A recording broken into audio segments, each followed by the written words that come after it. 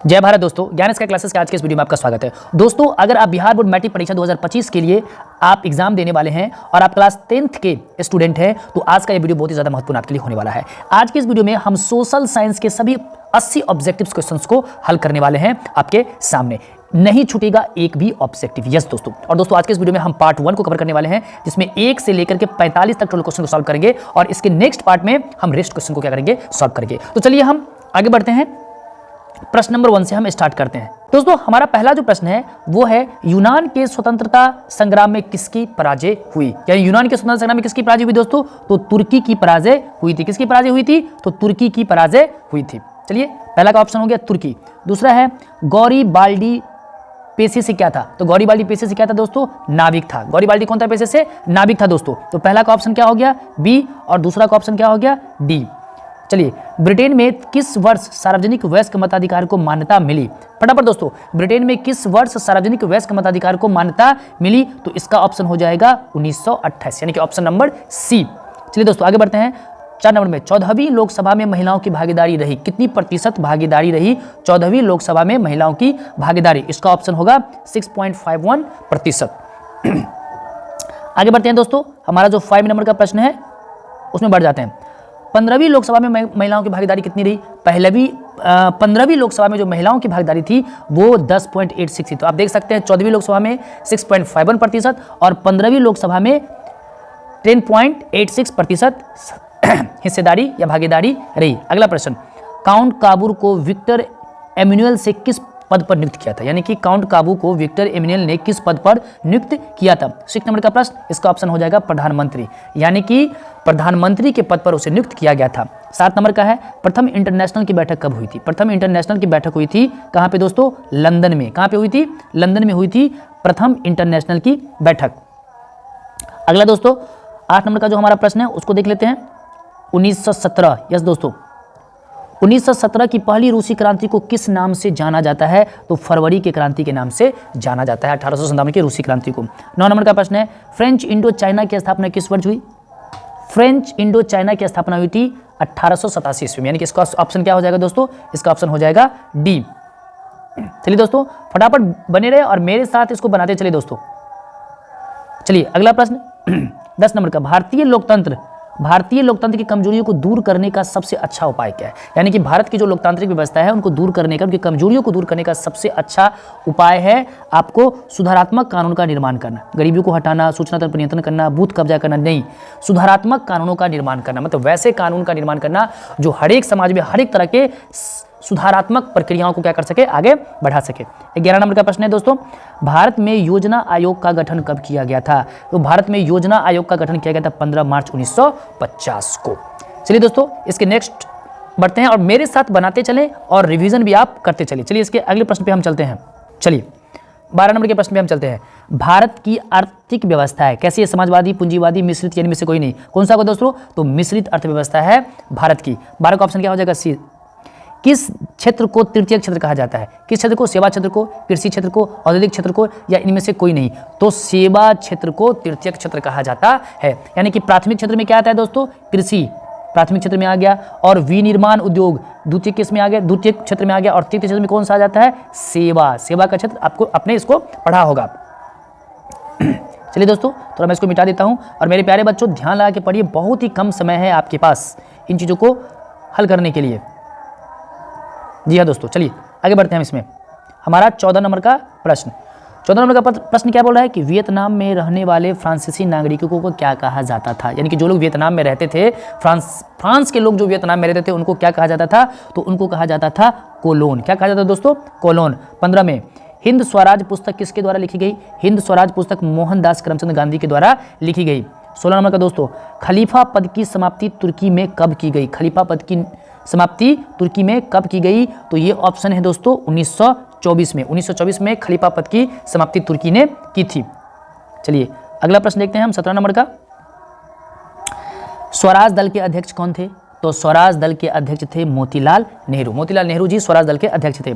2012-13 में भारत की प्रति व्यक्ति वार्षिक औसत आय थी, यानी कि 2012-13 में भारत की प्रति व्यक्ति वार्षिक औसत आय कितनी थी? तो ये थी 68,747 रुपये, यानी कि भारत में 12-13 में एक व्यक्ति एक साल में 68,747 रुपया अर्न करते थे। बहुत ही कम था दोस्तों, इसलिए शायद आज तक हम विकसित राष्ट्र नहीं बन पाए हैं। चलिए दोस्तों 19 नंबर का क्वेश्चन में हम आ जाते हैं। दादा भाई नौरोजी के अनुसार 1868 में भारत की प्रति व्यक्ति वार्षिक आय कितनी थी? 1868 की बात है दोस्तों, ये हो गया 20 रुपया, यानी कि 1868 में तो 20 रुपया बहुत ज़्यादा महत्व रखता था दोस्तों। उसमें 20 में मुद्रा के प्रयोग से किसको लाभ हुआ? उपभोक्ताओं को, उत्पादकों को, ए और बी दोनों को, इनमें से किसी को नहीं। तो अगर देखा जाए तो दोनों को लाभ हुआ, ए और बी, उपभोक्ताओं को भी और उत्पादकों को भी। मुद्रा के प्रयोग से किसको प्रोत्साहन मिला? ये दोस्तों ये जो क्वेश्चन हम हल कर रहे हैं ये अर्थशास्त्री प्रश्न है। मुद्रा के प्रयोग से किसको प्रोत्साहन मिला? बचत को, पूंजी निर्माण को, ऋण के लेन देन को, इनमें तीनों को। तो अगर देखा जाए तो इसका ऑप्शन क्या हो जाएगा? इनमें से तीनों को। बम्बई में पहला कपड़ा मिल कब खुला? बम्बई में पहला कपड़ा मिल खुला था 1854 ईस्वी में। चलिए 23 नंबर के प्रश्न पे हम आ जाते हैं दोस्तों। 1907 में JN टाटा ने भारत का पहला लोहा और इस्पात संयंत्र किस जगह स्थापित किया गया था? 1907 में, तो ऑप्शन होगा जमशेदपुर। 1928 के ग्राइप वाटर के कैलेंडर पर किस भगवान का चित्र अंकित था? तो वो था 24 का 1928 के ग्राइप वाटर के कैलेंडर पर किसका था? विद्या देवी सरस्वती का। भारत में कितने राष्ट्रीयकृत बैंक है? भारत में कितने राष्ट्रीयकृत बैंक है? तो 19 राष्ट्रीयकृत बैंक है। चलिए एटीएम का अर्थ क्या होता है? स्वचालित टेलर मशीन, यानी कि ऑप्शन इसका क्या हो जाएगा? सी। 27 में भारत को किस उद्योग के क्षेत्र में अधिक सफलता मिली है? कंप्यूटर हार्डवेयर के क्षेत्र में, कंप्यूटर सॉफ्टवेयर के क्षेत्र में, या फिर ए और बी दोनों में, इनमें से कोई नहीं। अगर देखा जाए तो सबसे ज़्यादा अगर भारत को सफलता मिली है तो इसका ऑप्शन हो जाएगा बी, यानी कि कंप्यूटर सॉफ्टवेयर के क्षेत्र में। अगले प्रश्न पे आ जाते हैं। सिख गुरु गोविंद सिंह जी का जन्म किस नगर में हुआ था? तो इसका ऑप्शन हो जाएगा पटना, यानी कि बिहार की राजधानी पटना में सिख गुरु गोविंद सिंह जी का जन्म हुआ था। मुंबई हाई क्या है? एक ऊंची सड़क है, एक मुंबई अड्डा है। खनिज तेल उत्पादन क्षेत्र एलोकेट है, तो खनिज तेल उत्पादन क्षेत्र है। आप वाकिफ होंगे इन सब चीज़ों से। चलिए 30 नंबर का प्रश्न। होसे मेला का आयोजन कहाँ किया जाता था? होसे मेले का आयोजन किया जाता था त्रिनिदाद में। कहाँ पे किया जाता था? त्रिनिदाद में, सॉरी।